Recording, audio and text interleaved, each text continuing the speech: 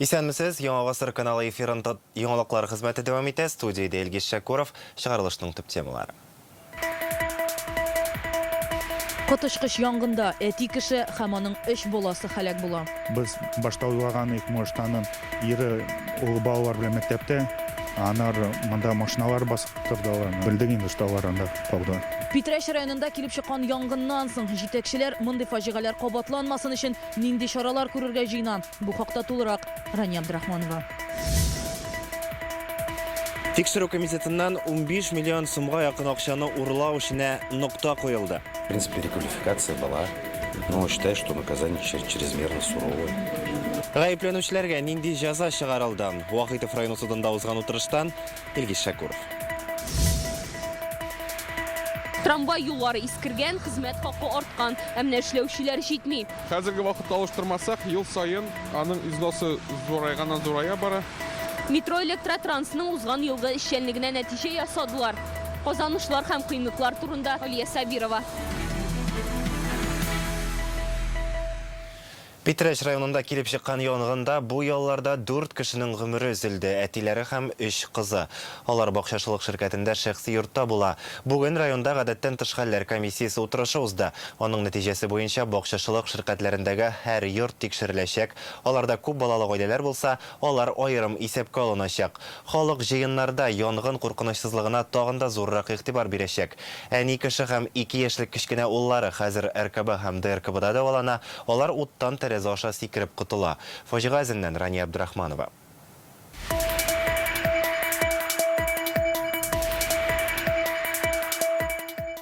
Соседи, помогите! Вторая аллея, 36-й участок горим, 63-й, пожалуйста! Шимбе иртәсендә Заречье бакчачылык ширкәтендә яшәүчеләрне Алена Полюбайның WhatsApp-тагы төркемгә җибәргән шушы аудио язмасы уята. Иртәнге 7-дә 2-нче аллеядәге шәхси йорт яна башлый. Бу вакытта өйдә ир белән хатын һәм аларның 2, 5, 7 һәм 12 яшьлек 4 балалары була. Безнең садовод күрше чабып килде ул монда. Ул әйтә, мин аңа әйтәм, ул 2-нче этажда басып торган иде. Мин әйтәм, баланы алат, ату сез үләсез. Алар икесе сикерделәр, без башта уйлаганык, может, аның ире улы балалар белән мәктәптә, анар монда машиналар басып тордылар. Белдек инде што алар анда калдылар. Әти кеше һәм аның 3 кызы ул янгыннан чыга алмый. Ярты сәгать дигәндә янгын 2 катлы торак йортны тулысынча диярлек юкка чыгара. Хәзер анардан менә шушындый нигез трубалары һәм йорт уртасындагы берничә метрлы таш мич кенә калган. Шулай да ут ишек алдындагы кырылмаларга һәм агачларга күчергә өлгермәгән, алар янында балалар уенчыклары да калган. Хәзерге вакытта 2 яшьлек малай ДРКБда, табиблар аның хәлен тотрыклы дип бәяли. Реанимация бүлегенә госпитализация булдырыла. Хәзерге вакытта бала тотрыклы халәттә. Диагностика бүлегенә күчерелде. Әнисе сикергәннән соң умыртка баганасын сындыра. Ул РКБның нейрохирургия бүлегендә. Әлеге фаҗигадан соң тикшерү комитеты ялгышлык белән кеше үлеменә китерү маddәсе буенча җинаять эше ачты. Тикшерү дәвам итә. Күп балалы гаиләнең бу йортны 2019 елда төзеп чыгу ачыклана. Хуҗабикә Алена декретта була, буш вакытында волонтерлык белән шөгыльләнгән. Гаилә башлыгы Казанга барып эшләгән. Фаҗигадан соң участок каршында күршеләре мемориал ясап куйган. Анда чәчәкләр, йомшак уенчыклар китергәннәр. Йорт тирәсендә хуҗаларның ялгыз калган эте йөри. Бу и газ белән не отапливался, но сосок аларны монда стра. Газ кертелгән булса, может, монда хәл булып та чыкмыйдыр. Бүген Питрәш районында гадәттән тыш хәлләр комиссиясе утырышы узды. Бу фаҗигадан соң чираттан тыш очрашу. Залда авыл җирлеге башлыклары, бакчачылык ширкәтләре рәисләре, хокук саклау органнары, коткаручылар. Көн үзәгендә бер сорау: мондый хәл кабатланмасын өчен ни эшләргә кирәк? На сегодняшний день, уважаемые коллеги, 73 деревни. Бүген районда 73 авыл, 50 бакчачылык ширкәте бар. Бакчаларның кайберләре авыллардан да зуррак. Анда кешеләр ел әйләнәсе яшәргә мөмкин. Әмма алар һәрвакыт теркәлеп яшәми. Хәзер безне борчыган сорау: районда шундый гаиләләр барлыгын белер өчен, алар белән элемтәгә керер өчен ни эшләргә тиеш? Шуны ачыкларга кирәк. Здесь же о том, что проживает многодетная семья, мы не знаем. Янгын чыккан Фәләхиевләр гаиләсе Казанда теркәлгән. Балалары да шәһәрдә укыган. Шундагы хастаханәләргә беркетелгәннәр. Күп балалы гаилә буларак 2021 елда шәһәрдәге фатирларына янгын турында кисәтү җайланмасы урнаштырып китәләр. Әмма бакча йортында ул булмый. Сезон біздің башлана апрельда. Сезон башланганда һәр вакытта алар белән һәрбер кеше белән очрашып, аның турында сөйләргә кирәк, аңлатырга кирәк. Безнең бит халык шундый, пока үз кулы белән тотып карамыйча, күзе белән күрмичә, кешедән карап да булса менә нинди янгыннарны күреп, аларның нинди фаҗигаларын белгән гамәлдә генә ул үзен тотына, үзен истенә эшләргә. Бүген райондагы бакча ширкәтләренең 16сында халык ел әйләнәсе яши. Аларның саны елдан-ел арта. Бүгенге утырышта бакчачылардагы сан бер төрле, район башлыгында икенче төрле булып чыкты. Шуңа ширкәтләр турындагы мәгълүматны яңарту бурычы куелды. Икенчедән халыкка янгынны кисәтү җайланмалары куерга киңәш итү. Ну, тут нужно подумать действительно. Мы вам такой документ тоже дать пока не можем. Без сезгә кешене кисәтү җайламасы куярга мәҗбүр итә торган документ язып бирә алмыйбыз. Әлегә һәм быелның 1 мартыннан янгынга каршы режим турындагы федераль законга үзгәреш кертелә. Аның буенча янгыннан сакланмаган йортларда күп балалы, авыр хәлдә калган гаиләләр яши икән, анда янгынны кисәтү җайламасы һичшиксез булырга тиеш. Алена һәм аның нәни улы өчен хәзер ярдәм җыялар. Алар бакчачылык ширкәтенә кайтырга теләсә, йортны торгызырга ярдәм итүчеләр табылган инде. Ә гаиләнең башка әгъзаларын иртәгә Казанда җирләячәкләр. Питрәш районыннан Рания Абдрахманова, Данил Филатов, Яңа гасыр каналы. Башка темаларга тиз йөрүшле М12 трассасының Казанга кадәрге өлеше ел ахырына әзер булырга тиеш. Бу хакта бүген Россия хөкүмәте рәисе Михаил Мишустин урынбасарлары белән үткәргән җыелышта белдерде. Әлеге төзелешкә өстәмә рәвештә 30 миллиард сум акча бүленәчәк.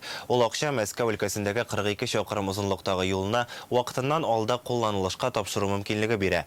М12 трассасы Мәскәүдән Казанга кадәр килә, соңыннан Екатеринбург һәм Төмәнгә кадәр сузылачак.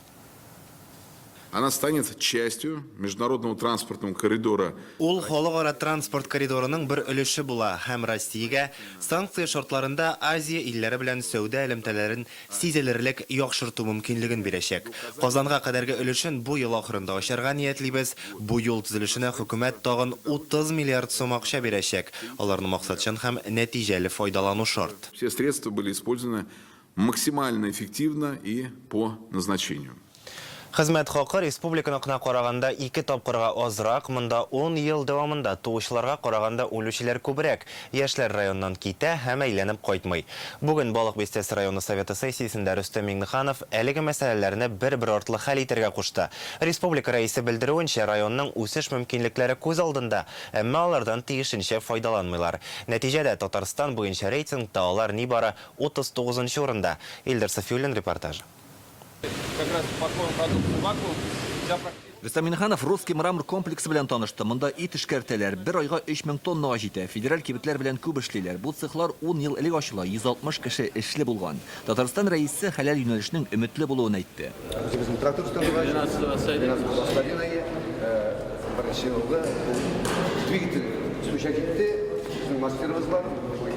Монысы Балык Бистәсендәге агротехника техникумы 2020 елда капиталь ремонт ясалган. 2022 елда тулай торган яңартканнар. Быел техникумның ustaханәләренә капиталь ремонт ясалачак.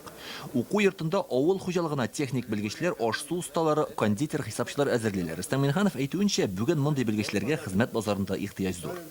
Бүгенге көндә Балык Бистәсе районында 24 меңнән артык кеше яши. Бер карасаң, монда мул тормыш өчен табигать барлык уңайлыкларын да өеп биргән кебек. Балык Бистәсе Татарстанның нәкъ уртасында урнашкан. Моннан Казанга нибары 1 сәгатьлек юл. Бердә искиткеч матур табигать һәм янәшәдә генә Чулман елгасы ага. Шуңа өстәп район аша федераль дәрәҗәдәге 2 олы юл үтә. Ләкин районда күрсәткечләрне яхшырту өчен бердә нәкъ менә үз юлларын табырга кирәк. Чөнки социаль-икътисади күрсәткечләр буенча Балык Бистәсе Татарстанда нибары 39 урынны билей. Район тормышындагы төп проектлар һәм проблемалар турында сессияда сөйләштеләр. Монда тулаем территория продукции күләме 8 миллиард сумны тәшкил итә. 156 мең тонна ашлык җыеп алганнар. 2020 елдан чагыштырганда 60 мең тоннага күбрәк. Ләкин мөгезле эретерлекнең баш саны кимегән. Основной причиной снижения поголовья края стало уменьшение мясного поголовья. Без моны ит өчен асыл торган хайваннарның кимүе белән аңлатабыз. Шулай ук районның Арыш агро хуҗалыгында савым сыерның кимүе лейкоз авыруы табылуга бәйле. Без мөгезле эретерлек санын 1 апрельгә кадәр узган елгы күрсәткечкә җиткерү өчен эшлибез. Терлек аз булга җитештерелгән сөт тә кими дигән сүз. Рөстәм Миңнеханов сөтчелек тармагына җитдирәк карарга кушты. Чөнки ул авыл хуҗалыгында төп табыш чыганагы. Хуҗалыкларда керем юк икән, халыкның хезмәт хакында ташка үлчим генә дигән сүз. Эшләргә кирәк. Әгәр дә керем булмаса, тормышның сыйфаты да шундый гына була. Приведу пример Атинский район. Атинский район в 2 раза меньше имеет земельных ресурсов. Но в 7 раз больше 312 тонн молока продает ежесуточно. Вот и выручка, вот и средства, вот и почему у вас зарплата низкая. У вас всегда будет низкая зарплата, если вы только растениеводством будете заниматься. Животноводство – это основа, где ты обеспечиваешь денежный поток. Район Камы ярында урнашкан Рустам Миннеханов районда туризмны үстергә кушты. Жәлеп итәрлек урыннар бар монда. Әлегә исә бирдә туып үскән яшьләр дә колага китү ягын карый. Районда олылар гына калып бара. За отчетный год родилось 158 человек. Узган ел 58 бала туды. 2021 елда булса 178 иде. Былтыр 391 кеше үлде. Районда яшәүче халыкның уртача яше демография күрсәткечләренә йогынты ясый. Безнең районда пенсия яшендәгеләр гомуми халыкның 33%-ын тәшкил итә. Бу саннар буенча без республикада лидерларның берсе. Рустам Миннеханов яшьләрне авыл җирлегенә җәлеп итү бурычын куйды. Авыл хуҗалыгын белгечләр белән дә тәэмин итәргә кирәк. Балык бистәсе районы бик уңайлы урында урнашкан, файдалана белү мөһим. Район бизнесын үстерергә дәүләт ярдәменнән күбрәк файдалану шарт. Балык бистәсе районында узган ел 2 ФАП төзелгән, пляж кулланышка тапшырылган, 3 мәктәпне капиталь ремонтлаганнар. Быел барлык республика программалары гамәлдә булачак, ди Рустам Миннеханов. Балык бистәсе районыннан Илдар Сафиуллин, Вадим Ларионов, Яңа Гасыр каналы. Башкаладагы трамвай юлларын һәм кабель чыбыкларын капиталь төзекләндерү өчен 4 миллиард ярым сум акча кирәк. Кайбер рельслар ярты гасыр элек салынган, алар бер тапкырда ремонтланмаган. Җәмәгать транспорты проблемалары турында бүген эшлекле дүшәмбе киңәшмәсендә сөйләштеләр. Казанның метро-электротранс оешмасына 500-дән артык хезмәткәр җитми. Кондукторларга, трамвай һәм троллейбус йөртүчеләргә, аларны ремонтлаучыларга кытлык бар. Шул ук вакытта узган ел предприятие электр транспортыннан файдаланучы пассажирлар санын арттыра алган, рейсларда күбрәк ясалган. Барсы хакында тулырак Алия Сабирова. Нәмдәгенә карасагыз гына да күреп була. Безнең стекларны ватылганын. Каждый барган сайын трамвай тәгәрмәчләре белән бәреп, тагын да күбрәк ватыла. В них, конечно, потрясывает. Кайбер трамвайларда бик каты селкетә. Соңгы тапкыр йөргәндә йөклидем. Трамвайда бала табам дип торам. Я чаще катаюсь на... Ешрак автобуста йөрим, трамвайда сирәгрәк, маршруты да туры килми, вагоннары да салкын. Транспорт яңартыла, трамвай юллары искергән хәлдә. Совет районындагы бу участоктагысы 1966 елда салынган. Казанда трамвай юлларының гомуми озынлыгы 132 чакрым. Шуларның 70-ен капиталь төзекләндерергә кирәк. Моның өчен 3 миллиард ярым сум акча таләп ителә. Пассажирларны имени йөртү өчен узган ел 43 чакрым озынлыктагы трамвай юлы төзекләндерелә. Нәтиҗәдә вагоннарның рельслардан чыгып китү очраклары 2021 ел белән чагыштырганда 64%-ка кимегән.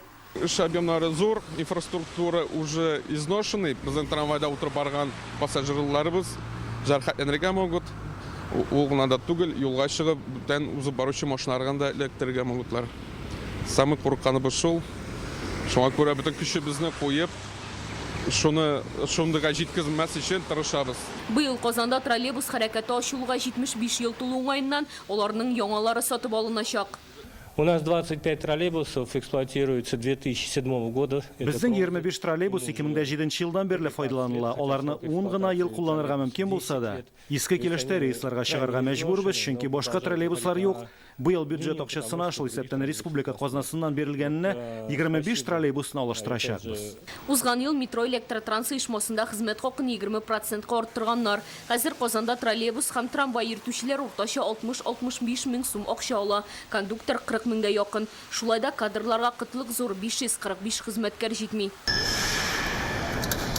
2021 ел белән чагыштырганда метро пассажирлары 10%-ка арткан, 30 миллион кеше йөргән. Касса залларында һәм платформаларда ремонт ясалган. Җәяүлеләр өчен төшү менү урыннарында утлар куелган. Мы планируем в этом году запустить эти оба эскалатора. Быел Кремль станциясында 2005 елдан бирле кулланылмаган 2 эскалаторны эшләтеп җибәрү планлаштырыла. Шулай ук метрополитенның 5 станциясында турникетларны һәм автоматлаштырылган идарә системасы җиһазларын алыштырырга ниятлибез. Узган ел Казанның электр транспортында 67 миллион 500 мең пассажирга хезмәт күрсәтелгән. Бу 2021 ел белән чагыштырганда 12%-ка күбрәк. Рейслар саны да арткан. Алия Сабирова, Роман Фенин, Яңа Гасыр каналы. Тикшеру комитеты еш ярымлык кызны кыйырсыту буенча ачылган эшне бүген судка юллады. Казанда яшәүче 34 яшьлек хатын гаепләнә. Тикшерүчеләр фаразы буенча узган елның ноябрендә бу ханым бергә яшәгән ир белән сүзгә килгән. Аңа үч итеп ул баласын кыйный. Аннары аны ялангач килеш балконга чыгарып ата. Буларның барысын да телефонга төшергән һәм аны кызның әтисенә җибәргән. Бу видео социаль челтәрдә таралды. Баланың әнисен кулга алдылар. Аның язмышын хәзер суд хәл итәчәк. Бүген Татарстанның криминаль тарихында моңарчы күрелмәгән җинаять эшенә өлешче нокта куелды. Тикшерү комитеты бинасыннан 15 миллион сум акча урлаучыларның өчесенә хөкем карары чыгардылар. Алар Әлмәт районы егетләре Данила Еленсон, Никита Карабаев һәм Руслан Нургалиев. Зур шау-шу яткан җинаять 2021 елның көзендә кылына. Аны тикшерү барышын хәтта тикшерү комитеты рәисе Александр Бастрыкин үз контроленә алган иде. Хөкем карары бу җинаятьнең ачылган һәм ачылмаган нечкәлекләре Келесі репортаж.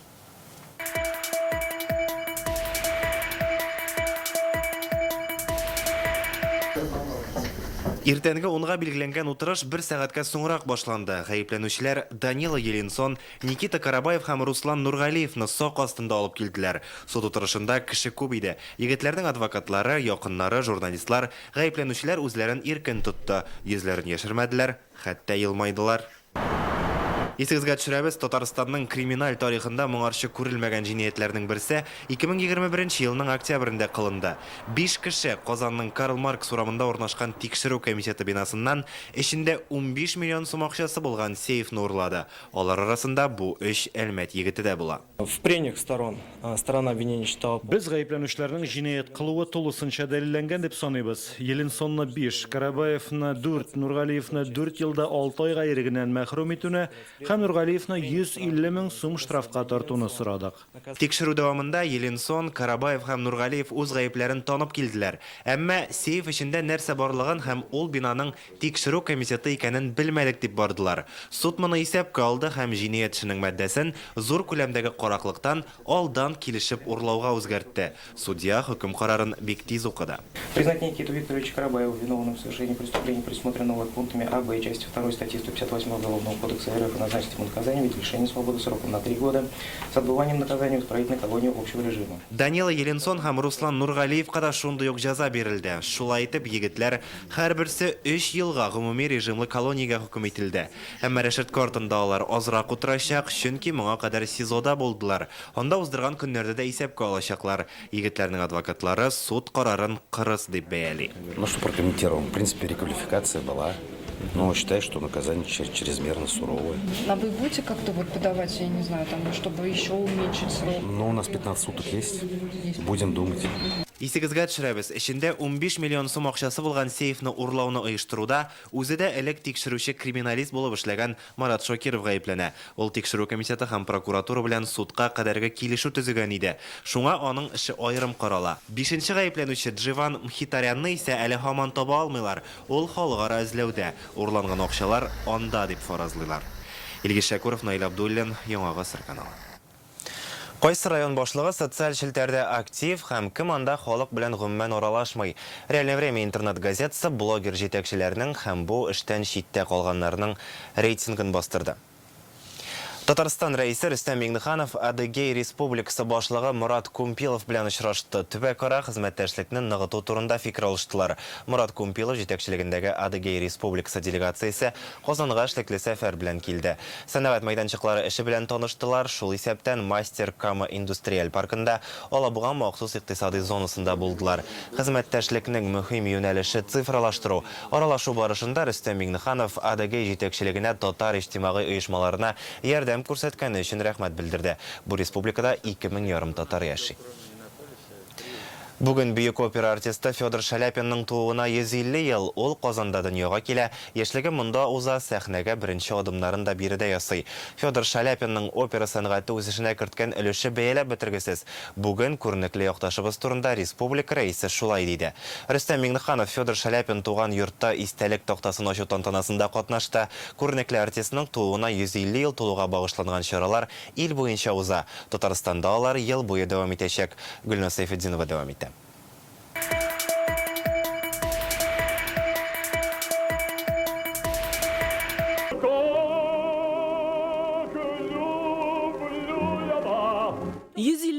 шушы йортның флигелендә крестьян гаиләсендә кичкенә Федор дөньяга килә. Бала чагы белән бәйле истәлекле урыннарга ул дөнья күләм танылу алгачта кайтып килә әле. Бүген монда истәлек тактасы ачарга кунаклар җыелды. С именем Шаляпина связана целая эпоха развития русской культуры. Он внес неоценимый вклад в развитие высокого оперного искусства. Созданные им сценические образы стали эталоном. Его признавали также и как одаренного актера, и как талантливого художника. Рөстәм Миңнеханов үз чыгышында Шаляпин исемендәге опера фестивалендә шәһәрдәге урам атамасында искә алды һәм опера җырчысы иҗатын яратучыларга рәхмәтен җиткерде. Нәкъ шушы йортта Федор укырга, язарга өйрәнә, кызларның фортепианода уйнаганын тыңлый, истәлекләрендә шул музыкадан ничек тәэсирләнгәнен сөйли Федор Шаляпин. Истәлекләрендә нәрсә ди ул? Татар җырларын, татар моңнарын ул ишеткән. Һәм аның иҗатына ул тәэсир калдырган. Менә шусы бик сөендерә. Ул кая гына барса да, мин Казаннан, мин Казан минем туганым дип әйтә. Аның җырлаган манерасында да безнең мелизматика, безнең моң бар. Мин уйлыйм, ул кичкенәдән шулай татар җырларын тыңлап үскән. Безнең студентлар ел сайын Шаляпин премиясенә лайыклы булалар. Сайлап алабыз иң яхшы баритоннарны, басларны. Бауман урамында Шаляпин һәйкәле янында да бүген кунаклар күп иде. Монда чәчәкне Әсгать Сәфәров салды. Здесь начало большого жизненного и творческого пути. Монда Шаляпинның зур тормыш һәм иҗат юлы башлана һәм ул 150 елдан соң да дәвам итә, чөнки бөек артистның мирасы үлемсез. Аның турында истәлекләр әле күп буыннарны рухландырып торсын. Да не комар пищит, это кума до судака тащит. Дәвамчылары бүген аның җырларын яңгырата. Артист бай иҗади мирас калдырган. Итекче булырга тиешле егет кабатланмас тавышы, сәләте белән бөтен дөньяга таныла. Рус һәм чит ил театрларының сәхнәләрен яулый. Иң матур шәһәр дип барыбер Казанны атый. Башкалада данлыклы артист белән бәйле 50ләп урын бар. Иң беренче булып безнең республикабызда халык артисты дигән исем бирелә. Без аның иҗаты белән сакланабыз. Үз җылын үзе тапкан ул дәрәҗәләрне беркемдә аңгар нитмәгән, ачмаган, әле аңгар, әле каршылыкларда килгән булганнар шул вакытта. Но алайда кеше тапкан үз юлын. Саратов, кстати говоря... Саратов театрына иң яхшы басларны сайлаганда үз вакытында Федор Шаляпинны алмыйлар. Бу ялгышлык өчен анда әле дә үкенәләр. Юбилейга багышланган чаралар бу көн белән генә шикләнмәячәк. Туристлар өчен Шаляпин эзләре буенча булдырылган маршрутта тулыланырга тиеш. Гөлназ Сайфетдинова, Ләйсән Сәитова, Яңа Гасыр каналы. 25 февральдә Габдулла Кариев исемендәге яшь тамашачы театры оешуга 35 ел була. Истәлекле дата уңаеннан бу сезон ахырына кадәр күп сонлы чаралар оештырылачак. Театр фойесында тамашачылар өчен быел куела торган спектакльләрне тасвирлаган фотокүргәзмә ясала. Икенче каттагы кече залда театрның беренче спектакльләре фотосурәтләре үзенчәлекле төстә тәкъдим ителә. Шундый 35 көтелмәгән кадрны күреп булачак дип баш режиссер. Апрель айында Габдулла Тукай атналыгында билгеләп үтәчәкләр. Урамда 100 Тукай перформансы һәм 2 Габдулла дип аталган тамаша күрсәтеләчәк. Шулай ук җырлап яшик, ал җилкәннәр, матурлык һәм кечкенә тамашачылар өчен әлифба премьералары куела. Театрның юбилей кичәсе 25 февральдә узачак. Башланып китәчәк артист спектакле белән һәм шулай ук 35 сезон эчендә безнең булган вакыйгаларга багышланган күргәзмә белән biz анда 35 yıl döneminde bulgan teatrның иң төп кадрларын күрәчәкбез. Дәвам итәчәк урам форматлары белән дә театр сәяхәтләр, безнең променадлар, экскурсиялар. Ни өчен без Кариевның артист комедиясын яңарттык? Чөнки без Кариевчылар, без үзебез дә Кариев кебек юктан бар итү белән шөгыльләнүче сәнгатькәрләр. Тапшыруны күңелле яңалык белән дәвам итәбез. ТНВ каналының яңалыклар хезмәтендә бәби туе. Әлмәттә эшләүче хәбәрчебез репортажларын сез яратып караган Филүзә Хәмидуллина икенче тапкыр әни булды. Сәмир Хәмидуллиннар гаиләсендә көтеп алынган малай. Без аны кызыбыз Динә тугач ук көтә башлаган идек, ди тәҗрибәле әти белән әни. Кызларына хәзер 11 яшь. Бу безнең каналның яңалыклар хезмәтендә быел дөньяга килгән беренче сабый 2022 елда 4 бала туган иде. Быел демографиягә өлеш кертүчеләр күпме булыр? Рекорд куелырмы? Зур яңа гасыр командасында тагын бер сабый туу белән, бәби туе булу белән без бик мин шәхсән бик шатман. Бу инде безнең малай, без аны бик озак көттек. Хәзер инде сюжетлар, монтажлар урынына минем эшем артты. Вакытлыча мин экраннардан югалып торачакмын, әмма бик тиздән үзенең яраткан эшемә чыгармын дип уйлыйм.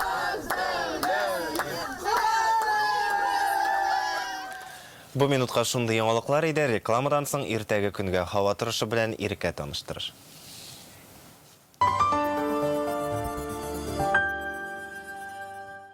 Народ, я, короче, тут типа в 93-м. Не терпю здесь делать, С Рождеством. Сколько я вам должен за проезд? В бухгалтерии посчитаю. Фильм «Быть» во всех кинотеатрах с 9 февраля. Не упустите возможность воспользоваться новыми условиями госпрограммы. Купите новую «Лада» с рекордной выгодой 20%. Если «Лада», то в «Канавто». Звоните за подробностями. 230 30 30. Тормыш кешене гел сайлау алдына куя. Кәрим Тинчурин театрында премьера «Ашина» 18 февраль кичке сәгать 5-тә. Яшь чикләве 12+.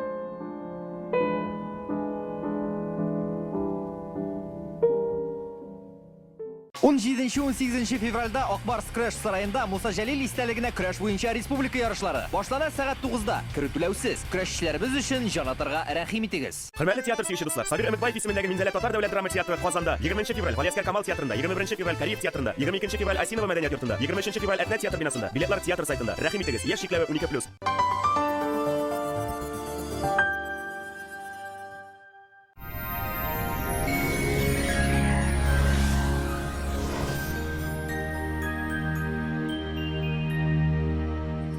Исәнсез эфирда һава торышы чыгарылышым. Яндекс погода мәгълүматы буенча көньяк көнчыгышта Бөгелмә Баулы Азнакай Әлмәттә болытлы көн, кар яучак, 5 градус салкын. Төньяк көнчыгышта Түбән Кама Ярышчалы Алабугада аязучан болытлы һава, кар көтләм, температура 3 градус. Төньякта Актаныш Агржи Менделеевскида болытлы көн, явым-төшемнәр көтләм, 2 градуска кадәр суыта. Төньяк көнбатышта Арча-Кукмара Балтачта болытлы, температура 4 градус. Көньяк көнбатышта Болгарбай Чүпрәлдә кар яучак, 5 градус салкын. Чистая Нурлатма Мадышта шулай кар яучак, 3 градуска кадәр суыта. Юлларда бозлау һәм кар көртләре зинһар өчен игътибарлы булыгыз. Сезнең өчен яңа бер мәгълүмат. Айверс банкы шәхси затларга һәм корпоратив клиентларга банк хезмәтенең барлык төрен күрсәтә. Бизнес өчен банк расчет касса хезмәте, кредит, банк гарантиялары һәм акчаларны эффектлы куллану алымнарын тәкъдим итә.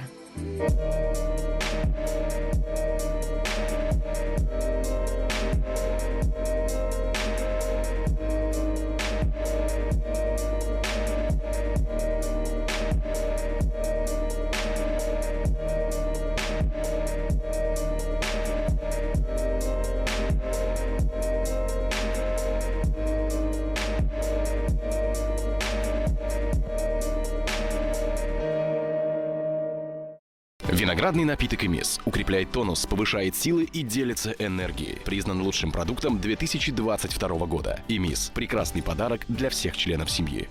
Эмис йөзүп җимеше виноградның кара сортлары файдасы бер эчемлектә.